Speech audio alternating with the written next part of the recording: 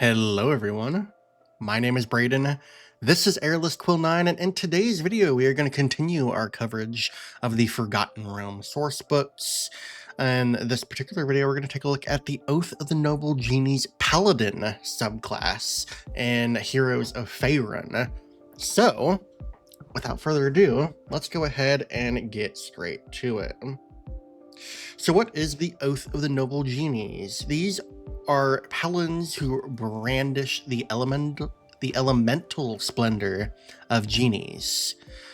It says that paladins sworn to the Oath of the Noble Genies revere the forces of the elemental planes.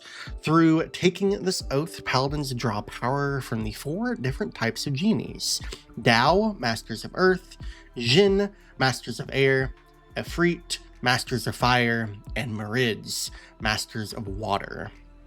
In Faerun, many paladins who swear this oath hail from Kalimshan, a land teeming with genies.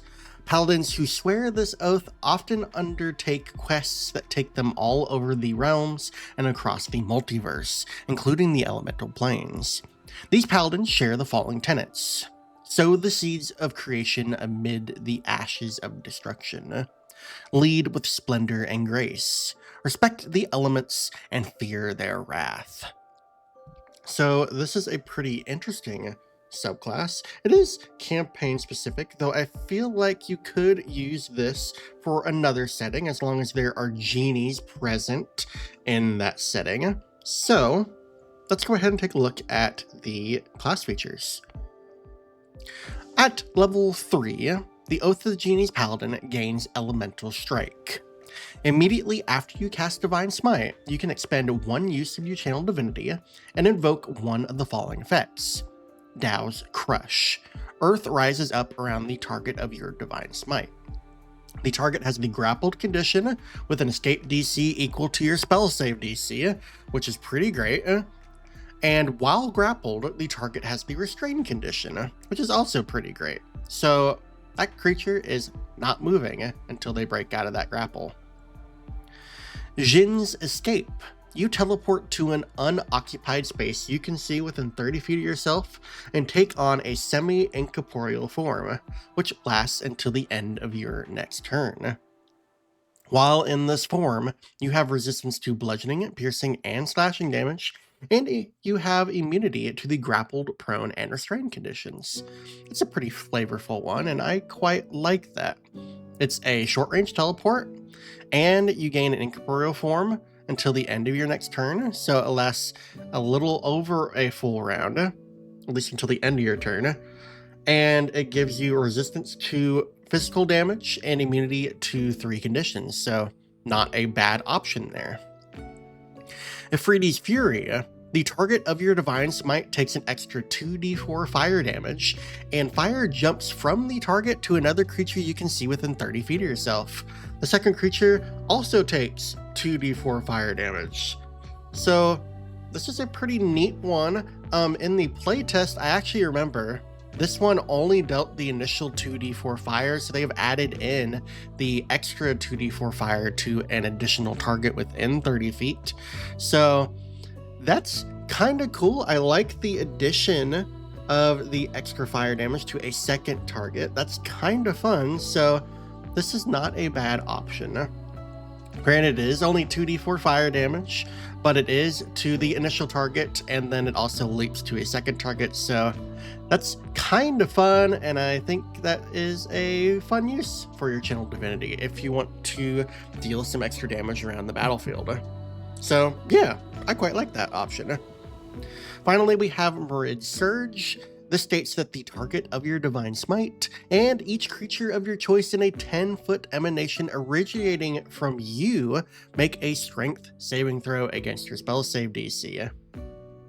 On a failed save, a creature is pushed 15 feet straight away from you and has the prone condition.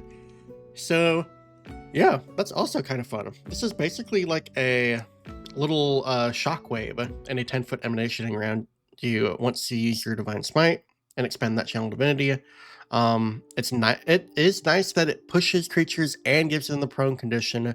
I always think that's a nice combination because not only do they need to get up in order to get back to you, but then they also have to move back into range with you. So with being pushed 15 feet back and gaining the prone condition, very likely that they only have 30 feet of movement. So that'll be their entire movement to get all the way back to you. And by that point, you're probably no longer in that spot. So that's a pretty fun option as well. Overall, I think these are all pretty great options that are available to you.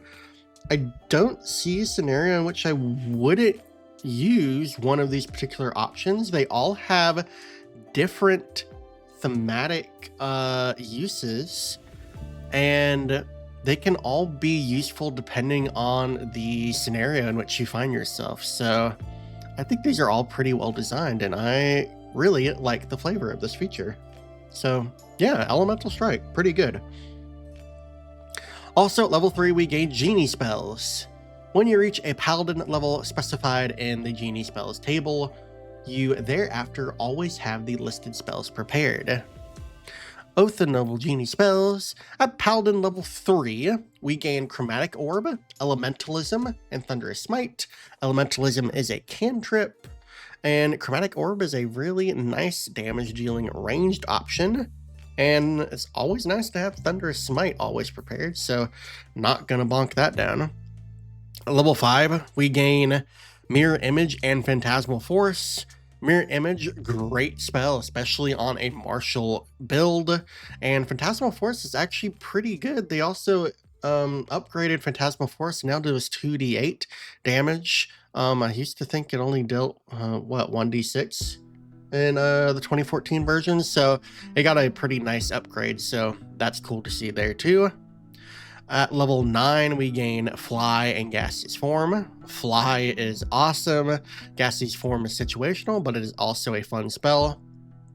At level 13, we gain Conjure Minor Elementals and Summon Elemental. Both really neat, really fun, and flavorful options.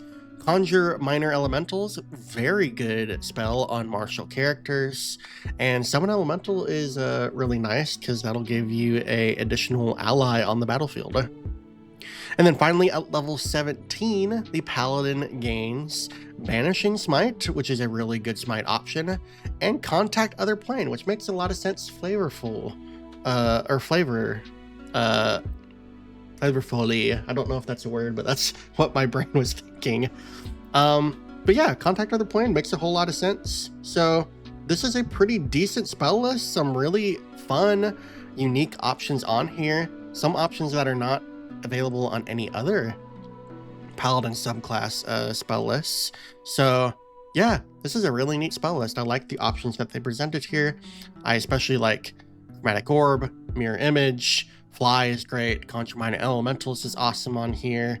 Banishing Smite is really good at that level. And yeah, this is a pretty neat spell list. I also like the flexibility of having the Elementalist cantrip. That makes sense flavorfully. And yeah, fun options here. I really like this spell list. Then finally, we gain our third level 3 feature, Genie's Splendor. This states that while you aren't wearing any armor, your base armor class equals 10 plus your dexterity and charisma modifiers. You can use a shield and still gain this benefit. You also gain proficiency in one of the following skills of your choice: acrobatics, intimidation, performance, or persuasion. Really good feature, really fun feature. This is the only Paladin subclass that you could use as a unarmored option. I mean, you could use others unarmored, but it wouldn't be great for you to do so. This actually gives you a benefit for being unarmored. Pretty neat option. I don't know why you would have a high dexterity modifier as a Paladin, but you could certainly go that route, I guess.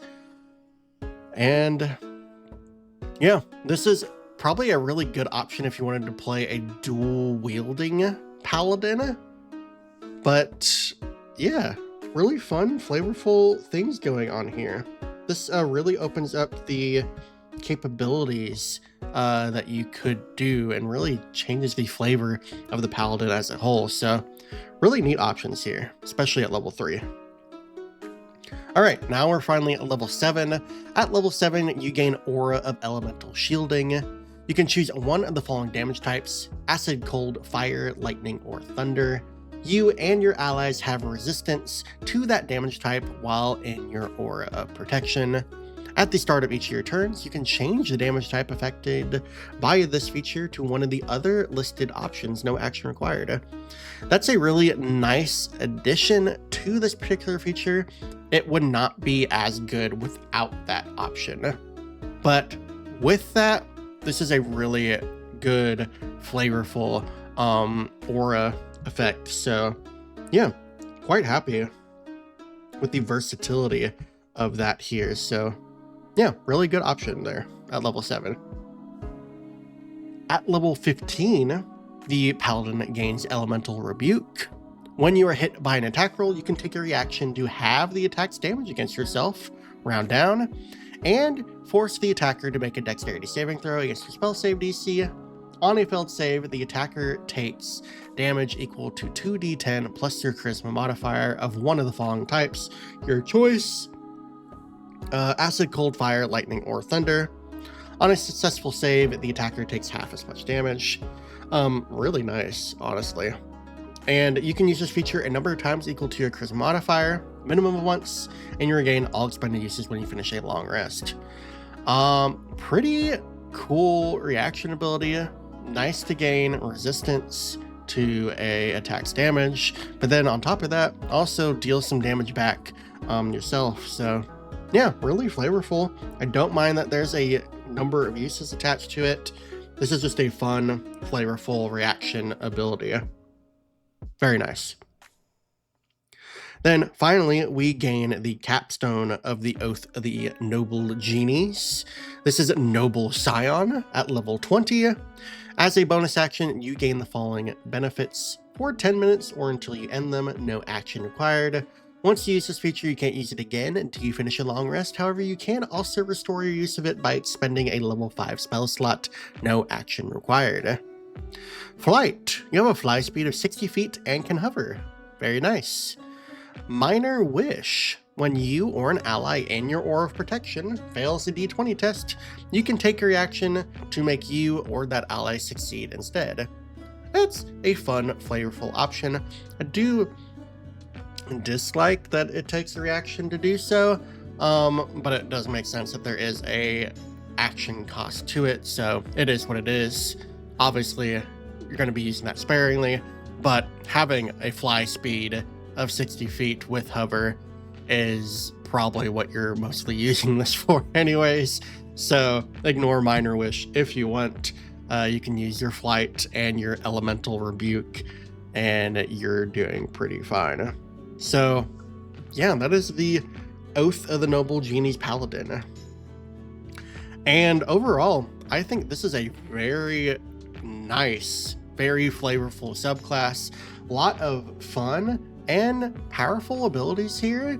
This is a really flavorful subclass, and I like the direction that they went with this. There's a lot of potential for a character using this particular subclass. A lot of interesting story beats that you can use, and yeah, this is a really cool option here. The art for this is fantastic. That Dragonborn with the flaming sword, really cool there. But yeah, I really do like the subclass, and let me know in the comments what your thoughts are about the Oath of the Noble Genies. Until the next video, thank you all for watching, and I will catch you all later. See ya!